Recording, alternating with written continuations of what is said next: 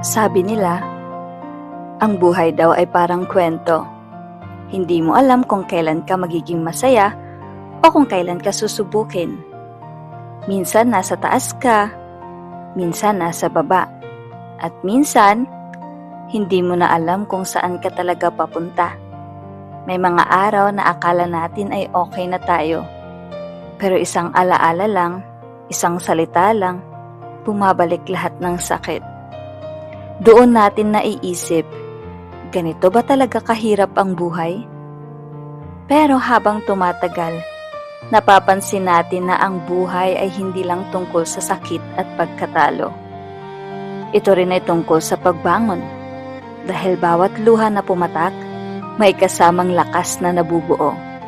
Bawat paalam, may bagong simula na naghihintay. Natuto tayong ngumiti kahit pagod na. Natuto tayong magpatawad kahit masakit pa. At higit sa lahat, natuto tayong piliing magpatuloy kahit gusto na nating huminto.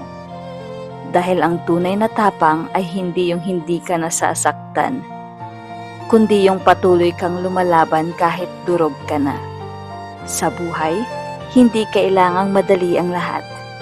Ang mahalaga, hindi tayo sumusuko. Dahil balang araw, maiintindihan din natin kung bakit kailangan nating pagdaanan ang lahat ng iyon.